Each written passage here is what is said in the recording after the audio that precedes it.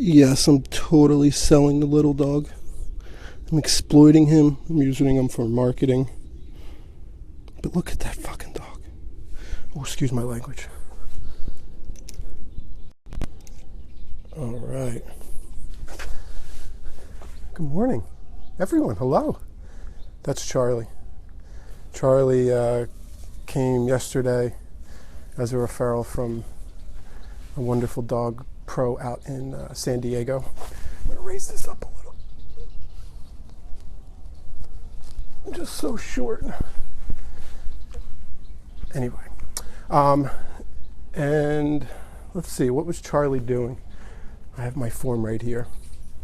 The first thing is he came with this thing on. So I said I was going to do a mild rant. This thing came with this thing. I can't believe it either.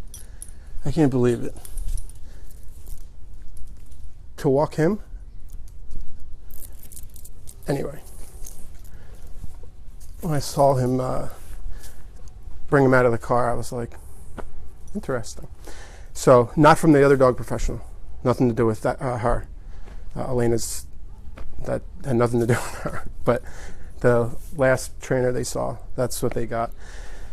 So, I wanted to just talk briefly this morning about Charlie and answer some of the questions I get a lot.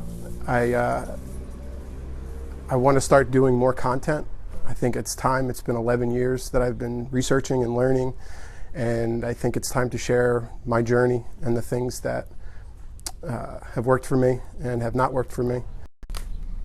So the prong collar, do I really care about the prong collar? No, because ultimately I don't want to use it, right? The purpose is to not use it a lot. But, I mean, he's 8 pounds.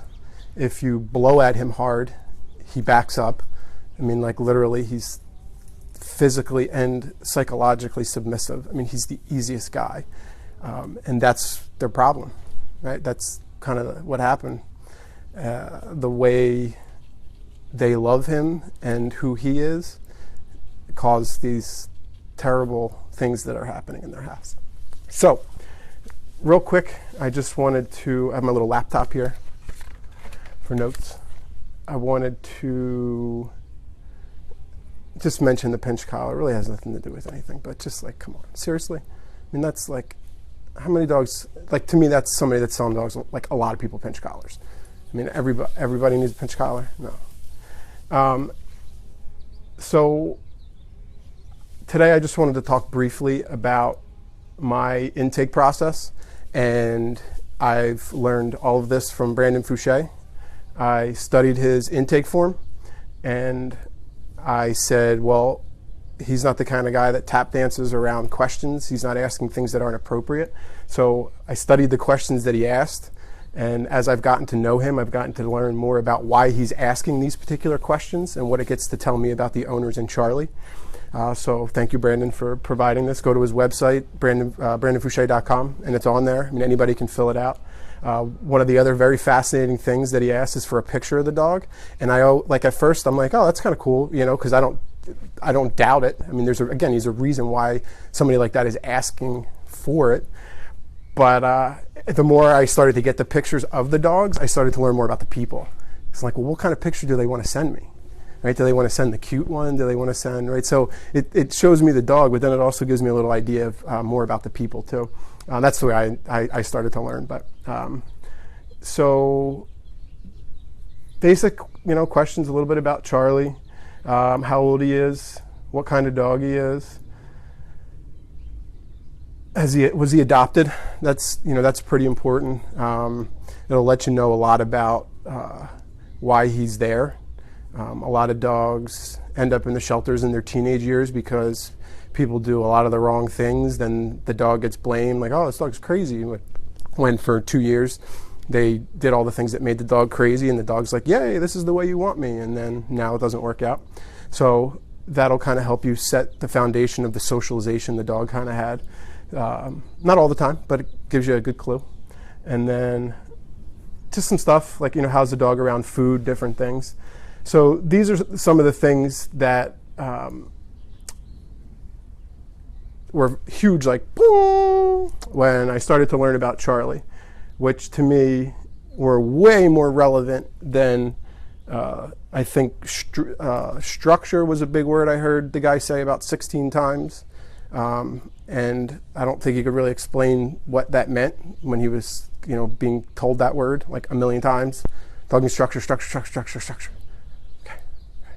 Okay. So I don't know. Like the guy carried the dog from the car to my house. So whatever it was, it didn't sink in. What does Charlie do for fun? One of Charlie's favorite activities is to grab his seat cushion, chews, and humps it, and then sleeps on it.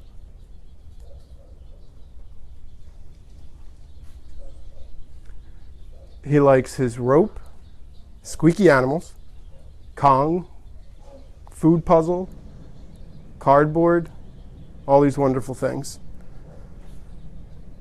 And this is what I noticed about Charlie. He's very excitable over nothing. Something happens, boom, he barks. Something happens, boom, right? All those activities create a dog who's excited. So when it doesn't fit in for them, he gets penalized for that. Then it's not acceptable. Well, where did he learn the skill from? Where did he learn how to use that tool of excited energy? The problem is, it's not the way, don't worry, that's a whole other topic. We're talking about Charlie today. But that was very fascinating to me, a lot about Charlie.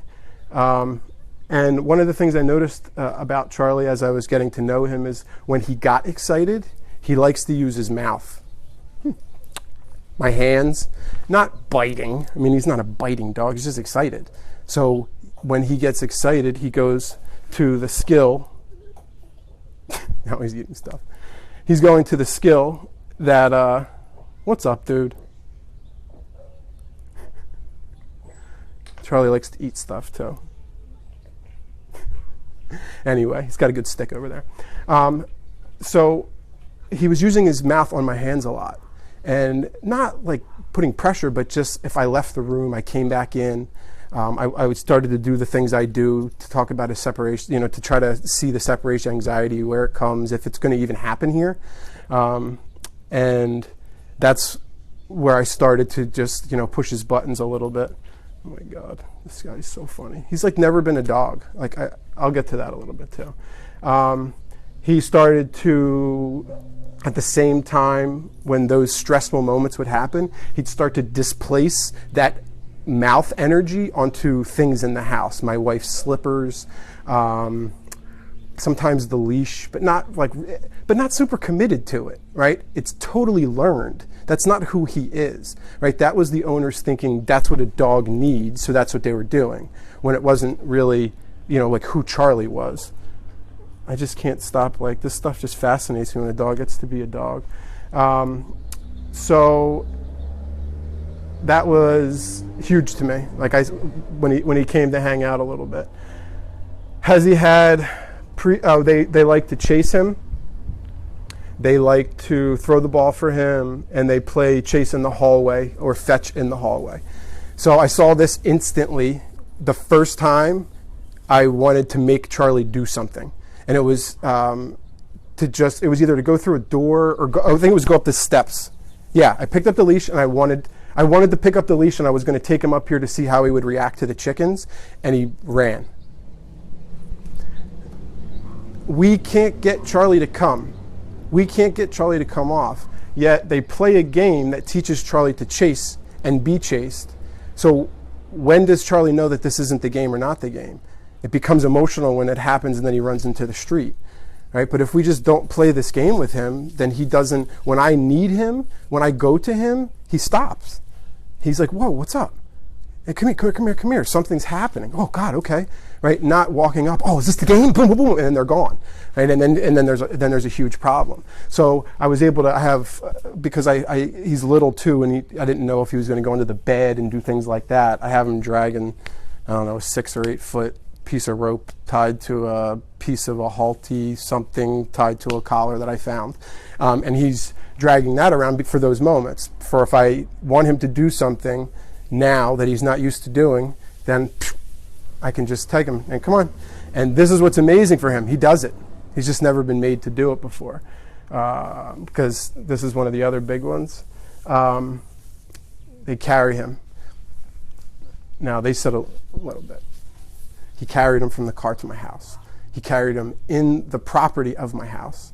He carried him. He had him on his lap while we were sitting talking.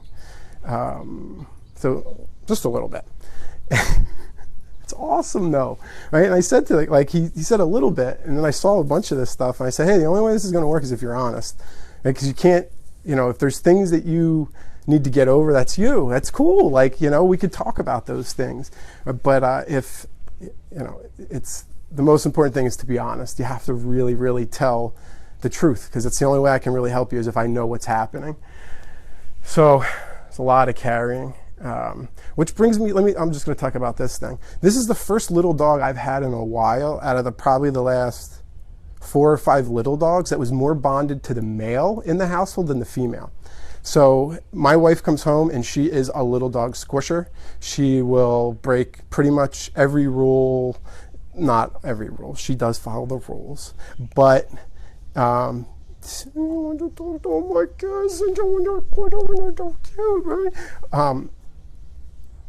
he was like into it more for the energy of the excitement, not from the feminine energy. The last couple dogs I've had here have been fascinating fun for me because they naturally wanted to bond to my wife, which made it more challenging for me. Right? Having her here, if it was only me, the dog, it could happen faster. The dog is like, huh. But because there's a little bit of that feminine energy, and certain dogs are like, hey, are you like, what's up? And she can be a little bit sometimes. The little dog that we have is partly good raising, and I think 95% good genetics. We have another dog here that I think is like that too. This dog is like just genetically, I don't know if you could make her bad. Like, I don't really think you could make her bad, because even when she does bad things, you tell her, hey, and she's like, oh, okay. I mean, it's so, there's the dogs everybody needs. But yeah, so it was really interesting because I knew the separation anxiety was going to happen with me then. So the first time I went to take, I had all the dogs. So this is I had them around the house, and he introduced. So let me just finish this, and then I'll go through the kind of how I worked day one, which was yesterday. He got here at 11 o'clock. Does your dog allowed being picked up? Yes, he is definitely into being picked up. He's totally cool with it. Does your dog show signs of submission? He said yes. We talked a little bit about it. I gotta talk a little bit more about that with him. And then, what was your severe separation anxiety from early puppyhood? Barks, cries, whines when left alone. Scratch at doors, attempts to escape, barks for long periods of time until we return home or falls asleep. And just for marketing purposes, one of the things I asked every client is, what would be a miracle for you right now? Like, what is the problem I could solve for you right now? And they said, if we could leave the home without intense anxiety, barking, destruction, knowing the basic commands would be helpful too. We already talked about the basic commands. The dog doesn't need the basic commands. I just can't, every time a guy comes like this, it just breaks my heart to know that the people have been living this life like this. They can't go to dinner. They're neighbors, right? Then they have to go see these neighbors when they walk, right? These are the people that are out there. So when their dog's doing something, have compassion for these people. This guy is a super awesome guy, right? He wants the best for this dog. He's just doing things that the dog is misinterpreting. And that's all, right? And he came and he was honest, and he said, I think we need some coaching. And I said, I think you do too. This is really good. And we're going to get him there. So we did the pinch collar. Gave my shout out to Brandon for the intake form. I asked a lot of good questions. I've gotten some stuff from other trainers, and they're all of it's good. And then I just started to add little things to it here and there, and I started to really learn more about, develop my style and the way I think I want to be, or the way I want to be with dogs, and the way I think clients want to be, just don't know it yet. And this has really helped me understand the whole dynamic, just not the little, the symptoms. Like my dog barks, he pulls on the leash, whatever. Really, there's, this is a whole deeper issue. So So what have I learned about him? I brought the first thing I did, he also growls at bigger dogs on the walk. He's just scared. It's not a big deal. And so the first thing I do is I introduced him to my Shih Tzu. If I was more technologically advanced, I'd have like my Go Photos on here or something, and then I could like hold this up and show you the video because it's on my iPhone, but I'm using that to film right now. I'll get there, I promise. But the first thing I did is I introduced him to my Shih Tzu. I wanted to see how he would I wanted to see how he would take meeting a little dog. He was handling the stress properly. Let's start with this, right? I didn't just like start opening doors and letting dogs out. I'm watching his stress. I'm saying like the first. Okay, let me even go back even farther. I had 2 cups of coffee because I've been fired up about this live feed. When the guy left, the dog literally turned around and walked away with me. Separation anxiety that keeps you at home. The dog did not even want to follow him. That was like, I'm preparing myself for the dog going back to dad, and I have to go, yeah, it's okay, you know, it'll be, knowing that, oh my God, no. He just was like, where are we going? And then the guy left. I dropped the leash. I let him come back here, and he smelled.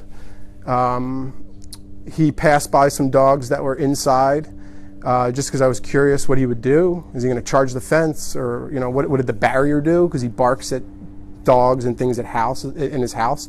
So I'm just curious, barrier kind of things. He walked in here a little bit. Then he was handling like the stress perfectly. Like everything was staying the same. So I added a dog. So I added my Shih Tzu, who is a 4-year-old. She's confident, but also cautious. Like she's going to come in and she's going to smell, but if she finds something off, she's really good at going like, ugh, something, ugh, right? So it was really, really good to watch her. She came right in. They smelled, both went butt to tail. The little yin-yang happened. One walked away. They came back. I think she followed him a little bit. And then I don't remember after that. I don't remember what happened. I only watched the video once. But he was like nothing, right? So his dad left, good. Handled that stressfully, perfect. New dog, perfect. No, like, what? Now what? So then I have, I hope my landlord's not watching this. I have a super old, mellow, labby boxer looking thing here that is just the most amazing energy dog. Like, I'm telling you, you could do everything wrong with this dog and like the perfect dog. I let her out, so I just have to fix him real quick. He got himself stuck. What'd you do, dude? Okay, I'm back. So yeah, so then I let him out, her, and she, same thing, kind of like Lily, like definitely very interested. Dog's here. I've been here a couple days. What's happening?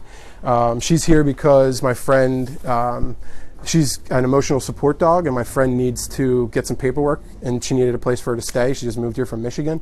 Like, hello, you got to help a friend out. So she's totally awesome dog. I take no credit for the training. She's just like amazing, but she just fit right in. She came right out. Boom. Knew what to do with Charlie. Knew how to handle Charlie. I wanted to see if Charlie was going to growl. I wanted to see if Charlie was going to run away. I wanted to see what was he going to do when he's faced with his biggest fear, which is a big dog right now. One of his biggest fears. Nothing. And my guess is because he was able to use these things, his feet. He was able to use this thing, his nose. He wasn't being carried. He wasn't being restricted. He was being a dog. He was being a dog who was able to, I'm not feeling sure, back up. Hey, it's time for me to move in, go in, right? He was able to relieve his own stress, not being on a leash, dragging a leash, but not having a human interact with any of my feelings. Fearful, big dog, little dog, somebody's going to get hurt. This is, right? I was watching and observing, videotaping the whole time, seeing what could I learn from this? What is Charlie telling me? What am I learning about Lucy? I'm learning about Lucy every single day. She's been trying to play with this little guy. They do this like under the bed game. Lucy's like 75 pounds, and she's like under my bed, which is like this tall, trying to play with this thing. Like, I mean, it's hysterical. Just the energy. Like Charlie came in like, and he's been a really cool dynamic. So he did a little bit of that. Then I had my dog Jake, who has less prey drive to like chase things. So in case Charlie ran, I didn't want him to be chased. So I wanted to, but I also wanted somebody to come in a little more confidently to sniff. And Jake was a perfect third dog for me to let him meet. So he came in, he did exactly what he should do, Charlie. He stiffed. He was like, Jake smelled him. He walked away. Charlie started to move. Jake probably peed because he's a 12-year-old male that's kind of confident in himself at his house. Then most likely, I can't remember. I don't think I watched that video yet. The common pattern is then to go smell around for Charlie. New male in the house. What's going on? Maybe pee on something that he's peed on. They checking each other out. Super cool. Charlie did one little weird thing where he like got cornered and then started to like be a puppy and then like ran, and then or not cornered, but like he went into a corner and then the dogs came in just to like smell him, new dog, and he was like bah! And he started to run, and that's the important part where you can't have dogs that want to chase little dogs. And that's why I don't have my dogs play with toys anymore, is because I don't want them to ever think about that. That's why I have chickens right here, so that they can every single day go up there and feed me and practice respecting another being. And if we weren't running this property, I'd have something else too. I'd have rabbits, I'd have guinea pigs, I'd have stuff that'd be just walking around here constantly teaching my dogs to respect others' energy. And we all deserve to be here, right? Charlie wants to run. He has just as much permission to run as you do, unless I don't want it. So he met Jake. Then I brought Kita out, I think was the next one. Kita came out. She's a little bit more intense, stalky with little dogs, not in a like attack way, but in a pushy to see if you are prey way. Because since she was, 4 months old or 4 weeks old, she was taught to chase, bite, and be a Malinois. Like that's what she was bred for, to like do stuff like that. So she's like, it's basically like genetic. It's not even like learned. It's not even like I can say like, it's basically genetic, because that's what I've learned from Brandon. It's basically as if it's genetic with her. So I've done the best things that I can. She never has problems. She's not crittery. I've worked with cats. We've worked with all these great things. But because of who she is, I have to watch with certain little dogs. Charlie wasn't showing me these signs. He wasn't showing me the like the prey-based like emboldening other dogs behavior, but he was so I wasn't like nervous about it, or I wouldn't have done it. I just or I would have muzzled. I mean, I never muzzled her, like literally. I don't think would have introduced her to a dog, because I can just tell her not to do it. But if it was that much of a concern, I would have. But he handled it appropriately. She came in, sniffed. I'm trying to think what really happened. She came in, sniffed. He was stiff again, just stood his ground, took it. I think she lifted his leg up a little bit when she was sniffing him. I mean, she's 70 pounds and like this tall, and he's like this tall. But she got in there pretty good. And then, yeah, I mean, like if you don't show that energy, she doesn't feed into it. But if you show that little bit of energy where she can feed into it, she's looking for a reason to. She's addicted to the feeling. She's addicted to the feeling. If somebody shows it, you're giving her a reason to, right? I have my best friend in the whole world lives in Illinois. Lindsay, if you're watching, hi Lindsay. Don't put us in the room together, right? I have been eating good. I've been exercising. If I'm with Lindsay, I don't eat well. We do it. Like, that's our thing. We feed into each other on that. Like, I'll eat candy. It's good, right? I want to. So I look at it and I say, it's what Keita knows, but I have to teach her.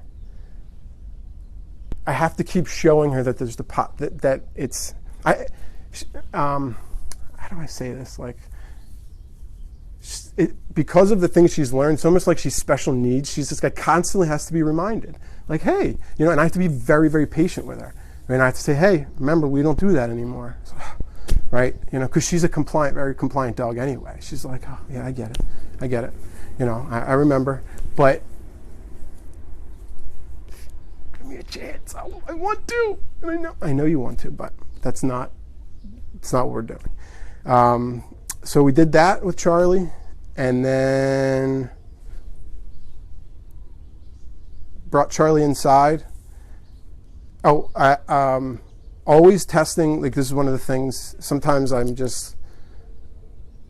doing things as I'm doing things. One of the things I learned from working with Lindsay at Michael Ellis's school, and from Michael, like, as you get to be good, like they are at what they do, it's not about doing one thing at a time. It's about doing multiple things together at a time really well. And it's hard. Like, teaching sit, doing a good marker, teaching good, doing all those amazing things at the same time takes like years of practice if you're doing it right. So I feel like as I've gotten better, I've multitasked some of these things. So if I skip over, I'm sorry. I'll come back, and that's where my scatterbrain kind of comes in. But the whole time he's in the yard, I'm moving periodically because I want to see if he follows me. Because, again, it's not about putting Charlie on a leash and walking him. It's about seeing if Charlie wants to follow me, if I make him feel like he wants to follow me. Am I providing all these situations that happen, the dogs, the meeting me, meeting my wife? Am I making you feel like I'm somebody that you should follow? That's my goal. And the only way I can do that is by getting to know Charlie. So when I watched him when he got here, I looked at what he's already getting. So what's his story? What's Charlie? Hey, dude. I know I got this bad rap about the barking and all that stuff, but let me just tell you what's really happening. I'm carried all the time. I don't get to socialize. I genetically came with like a nervous system that's like, and I never get to explore that. So when I do explode, it's very intense. I mean, this is who he really is.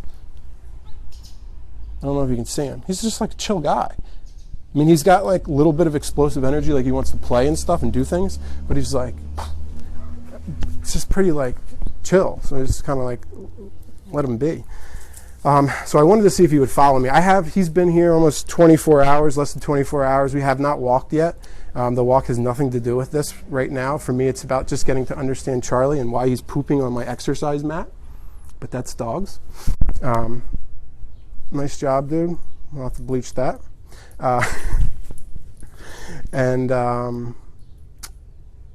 Getting to know Charlie and to see if I can get him to follow me.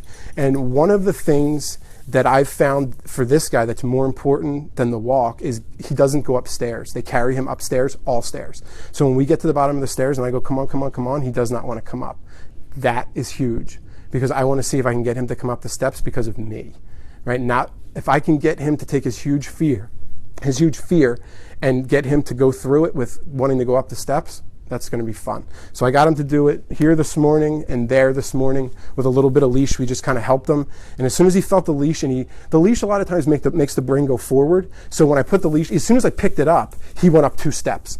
And then it was like, but when I was at the top, I was like, come on, bud. And he was not into that. But that, I think, what I've learned and have seen and experienced is that usually comes from the chasing. I don't come to you is, like,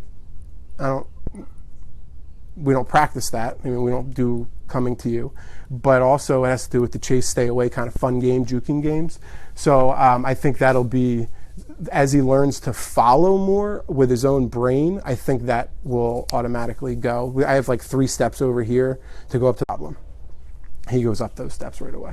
But then we did a little stuff in the house. Then we did just like hanging out. I wanted to see how he felt in the house. Did he lay? Did he drink water? Was he near the dogs, not near the dogs? Was he curious, smelling the trash can, the recycle can? You know, like, what kind of doggy stuff does he do? Because there's a dog that doesn't get to do doggy stuff, right? So I wanted to see, again, how much was this new experience and everything affecting him, but then also what are the skills that he's learned previously that he's brought in? And they're lucky. This dog's a year old, and it could be a nightmare. I put him down. The fact that he walked away from his owner was super cool, meeting all the dogs in an appropriately, like, super polite way. He spent an hour in a crate yesterday with no noise. He whined like for like a half a second. I walked in and I said, I don't want to hear anything out of you. And literally he sat down and I didn't hear anything out of him. He's that sensitive. And that comes again from not telling your dogs too much, right? If I told him all day how he's a good boy and then in that moment told him, I don't want to hear anything out of you, then he might get excited and then bark more because he's conflicted with my voice means. My voice in my house, sometimes like I call you and whatever, but most of the time I talk to my dogs when I don't like something. Hey, don't do that, right? So when I get into a moment like that with him, it's super easy, super simple. Like, it's amazing. Just that one little skill. Then last night he went in his crate at 9. He has a bed. Went in his crate 9 till 6:30 this morning. Not one peep. Not one peep. Never crate trained. No, nothing. So obviously this is not a dog problem. This is nothing to do with the dog. This is totally environmental. And one of like the things that just, again, blows my mind, like we spend so much time training dogs to do these things when really the dog, he's got like his own agenda. We just got to understand his agenda. And if I spent so much time analyzing and putting Charlie in situations that showed me things about him that then I could assess and then make my changes and then say, okay, well, he needs this now. Right? So if he met Lily in a different way, then I would have done something differently. I would have, my friend Teresa, look at my dogs on my coffee mug. They're so cute. My friend Teresa came over yesterday with 3 little dogs. You can watch the video if you scroll down. It's from yesterday, where Charlie got to meet dogs. I would have done that instead of having him meet big dogs, because I would have known that there's already a problem with the little dogs. And they only told me I had a problem with big dogs, so I don't know how bad it is. So I would have done little dogs first, kept him with more little dogs, got him used to like, oh, doggy stuff, smell butts, move around. They make moves. I make moves. I feel safe. Then I would introduce them to Lucy, Jake, Kita, other dogs. And today, maybe tomorrow, if Teresa will have us, we'll go over to Teresa's, and she's probably got like 45,000 dogs at her house.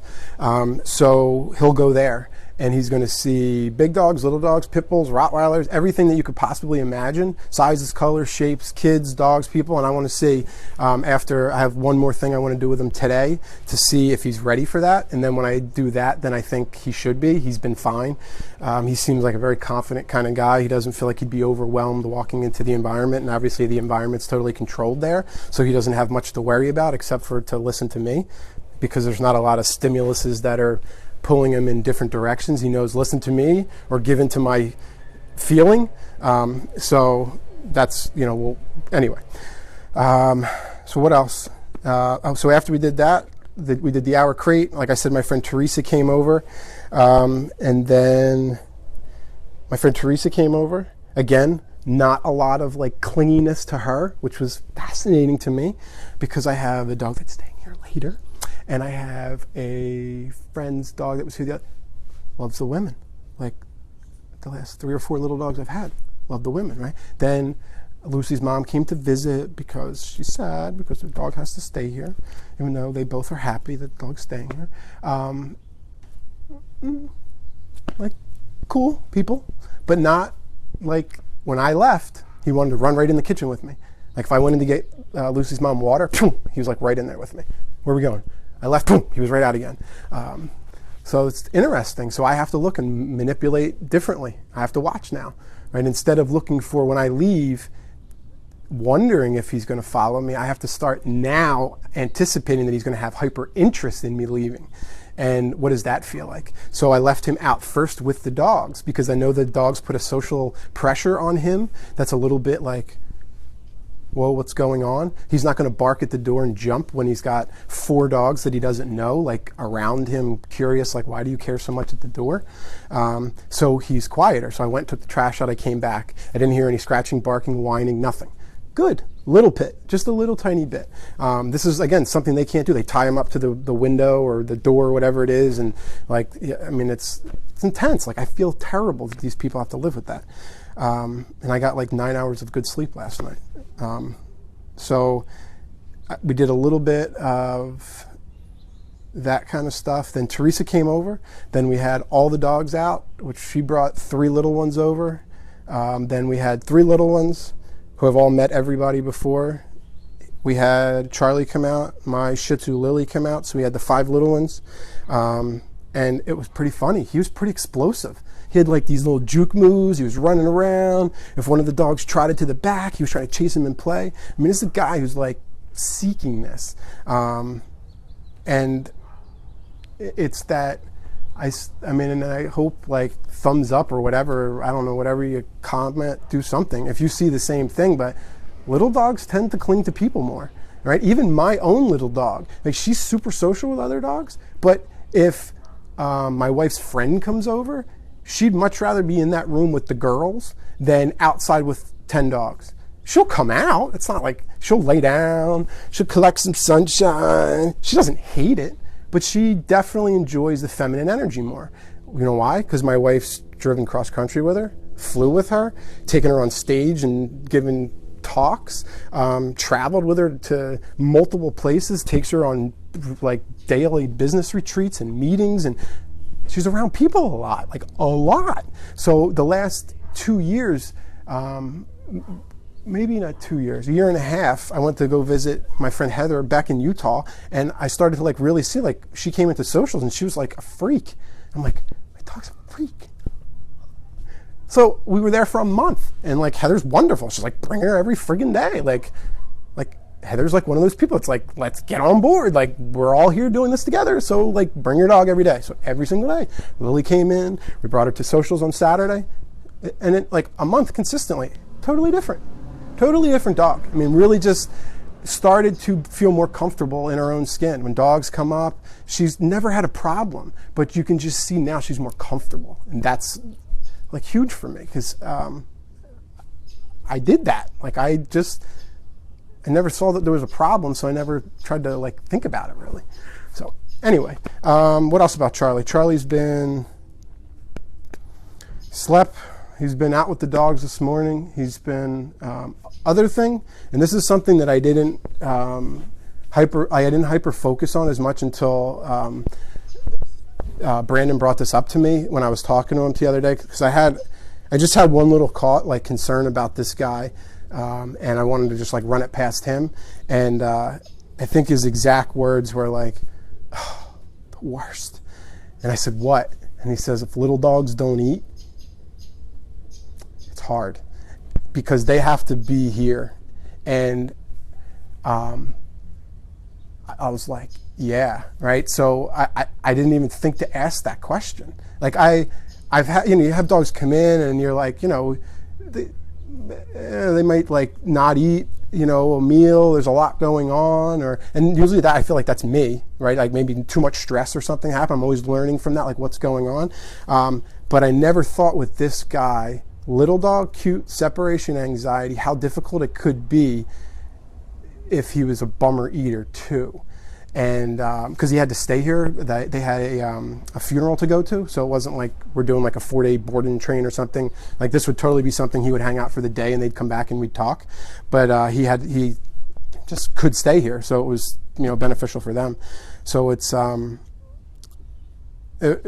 was good. Like when I fed him last night, I had to like sit down, turn away, start like writing to really like not like. Because they told me he'd eat. They were like, oh, he's good. He was good. And he showed me all the signs I thought he would eat. I put the food down, and he ate 3/4 of it, which I think I gave him like a half a cup of his food, and he ate about 3/4 of it, and that's fine. But he was also poking around the trash can this morning. He was poking around the recycle can this morning. So I'm feeling a lot more confident in his appetite as life becomes more of the way he views it. It's like when he gets to do the things that he wants to do, I think he'll feel super comfortable. Yeah, I don't know. I just got, like, when that guy came up yesterday with that pinch collar, I was like, I wanted to make a live feed like right then. I just got like, oh my God, like what is happening?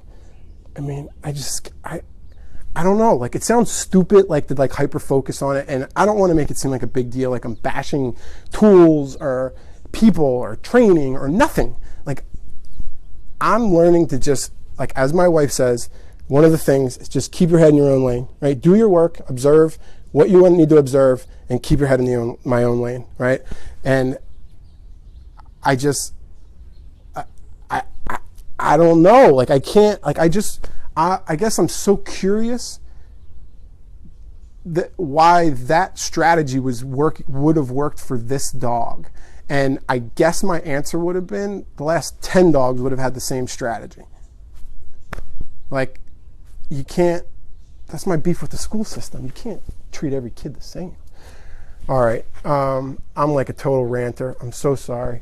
Picture idea is clever. I have to walk the dog, so we'll catch up with this later. Scotland, my friend Kylie in Scotland. I gotta go visit her. Anybody want to go to Scotland? Give me a thumbs up on Scotland. Let's go crash her house. Can we bring this guy, Kylie?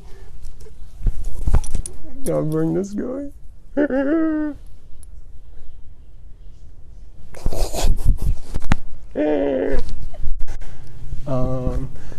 All right.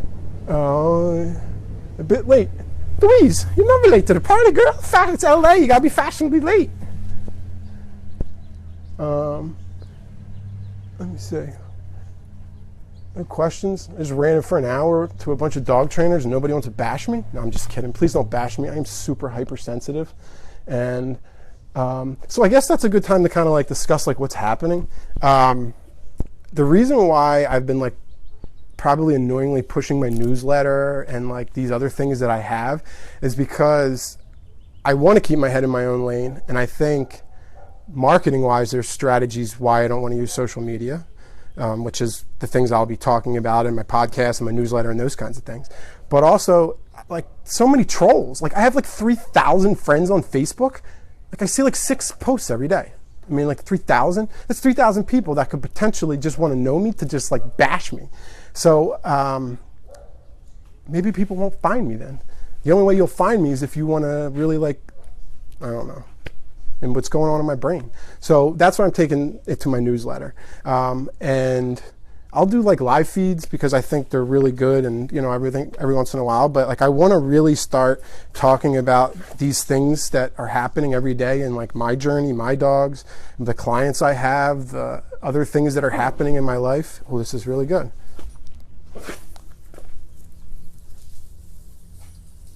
This is telling me a lot about Charlie. So he's looking through the fence, growling, because he's unsure, but then also looking back at me at the same time. 50% of the ear to the stimulus, which making him nervous. 50% of his brain to me, his safety blanket. So then I can tell him, hey, Charlie, don't worry about that, man. I got it all under control. Yeah, it's fine. So part of why he has this problem is, this is perfect. Part of the reason why he has this is because he can't walk. He's always being held. So when he needs to do things like this, like right now, if I wasn't doing this, I'd open the gate and let him walk out to the fence. Because that's really what he wants. He's a social dog.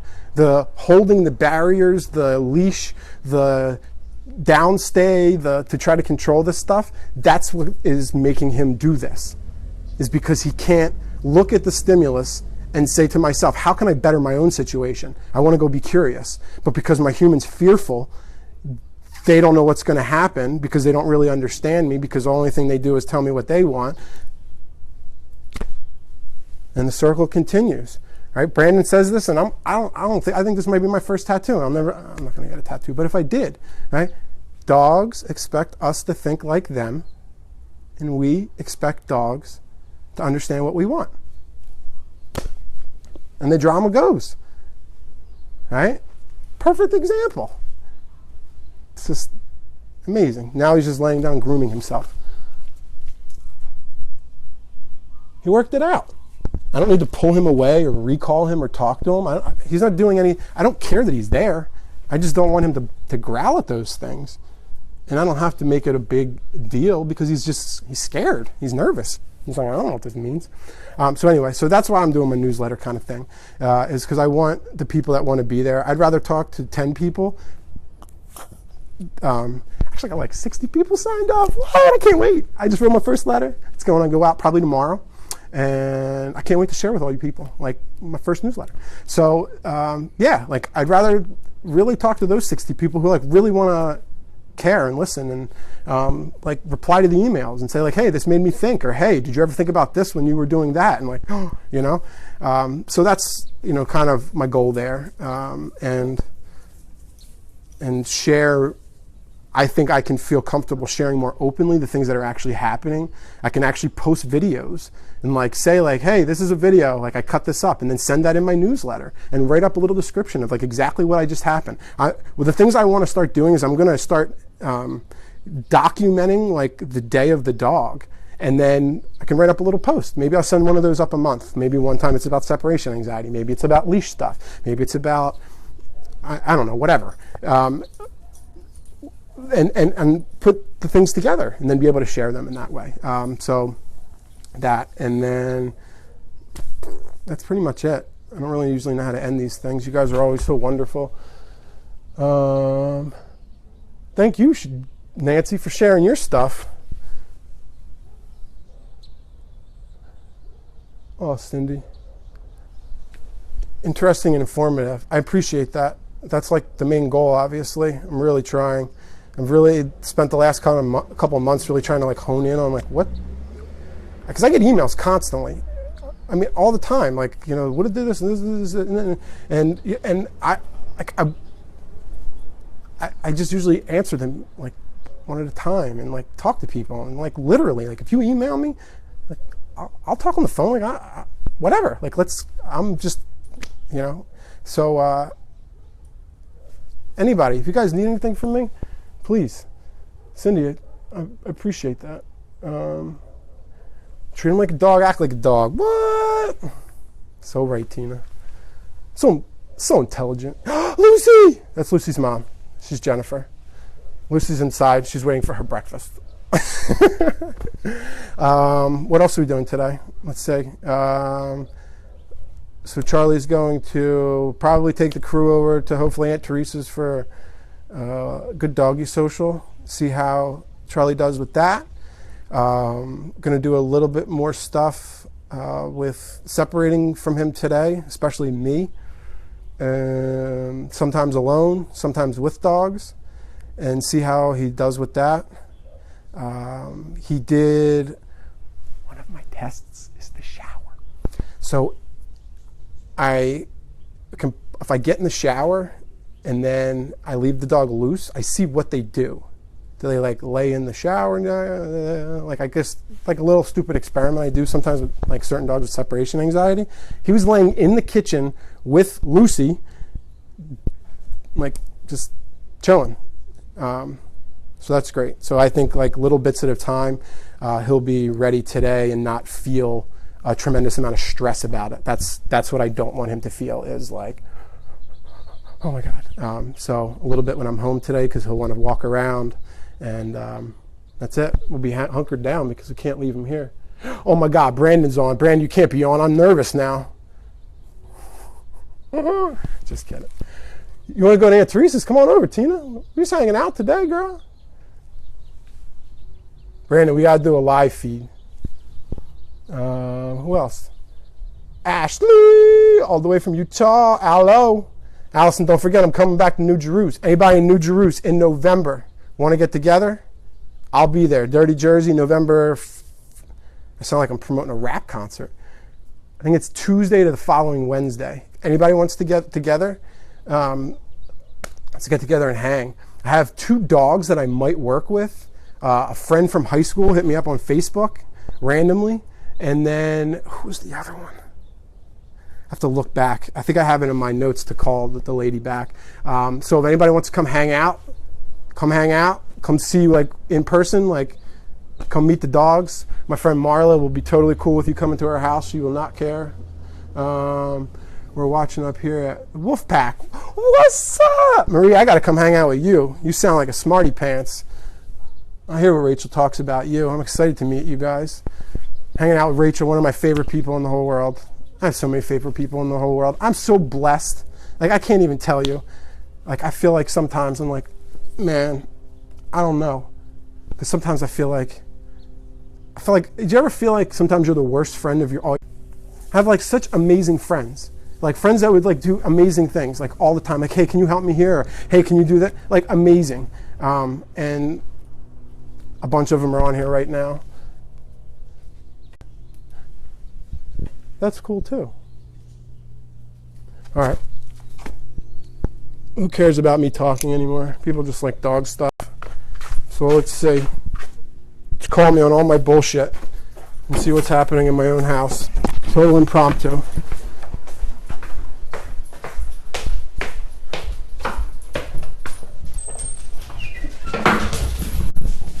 On a chair, because she's bad. No, because she can.